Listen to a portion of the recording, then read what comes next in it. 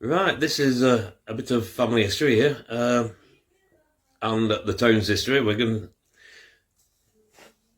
After the early exchanges of the First World War, the Irish Guards, they took a bit of a caning, and they needed a second battalion.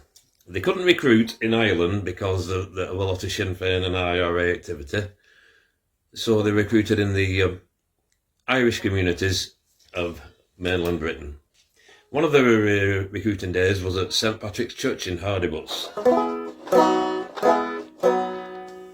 and a number of exempt miners of Irish extraction signed up for the 2nd Battalion of the Irish Guards. Amongst them was my great-uncle James Scally from Rupert Street, and another one who signed up was Thomas Woodcock for Beaver Street, or if you're looking at it, you might think it's Belvoir Street off Vauxhall Road in Scholes. And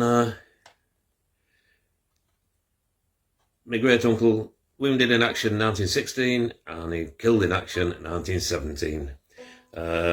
Thomas Woodcock won the VC in 1917 and got an honourable discharge, but he felt he had to go back to the front to his mates and was killed in 1917. I think the only one who's not on the cenotaph of the Irish Guards lads, the Wigan contingent, who died was Sergeant John Derbyshire, our mate John Derbyshire's granddad. He came back wounded, lungs full of gas and everything, and he died sadly in 1919. So he missed the cenotaph. And I wrote this to commemorate them, and it's called The Shamrock on the Chest.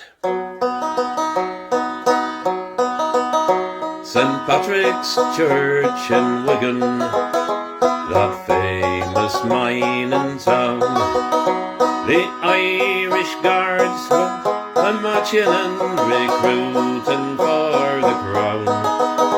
The young men of the parish were colliers and all exempt, but for the crown and the Shamrock they signed up and they went. The 2nd Battalion, the Irish Guards, with a shamrock on their chest. From the mainland Irish communities, they vowed to do their best. They bravely stood in the mud and blood, all in a man-made hell. The horrors that they suffered, no tongue could ever tell. At 1917 at Rowan-Brick Stream, the fighting had been dire, with the Germans still advancing, the order came retire. Tommy Woodcock and Sergeant Moyne, they covered the withdrawal and got themselves out of danger. Through the mud and wire they crawled. As Tommy got back to safety and shook his comrade's hand, he heard the cry of a wounded guardsman alone in no man's land.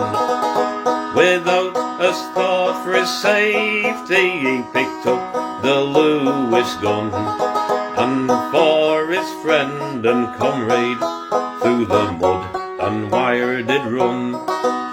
He found the wounded guardsman with a bandage staunched the blood, and he took him back to his comrades as gently as he could.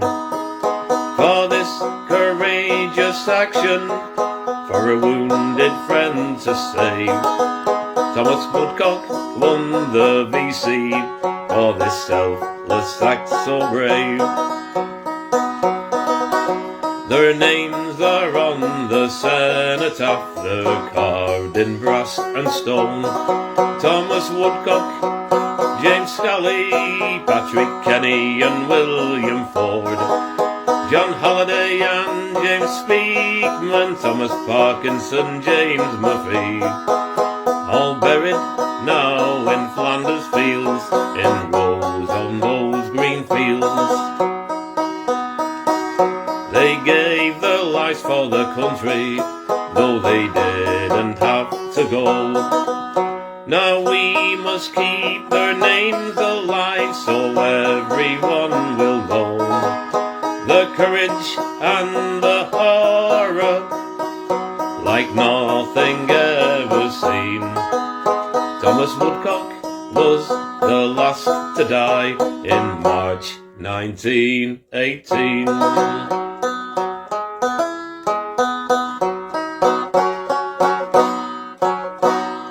The 2nd Battalion Irish Guards, recruited from mainland Britain.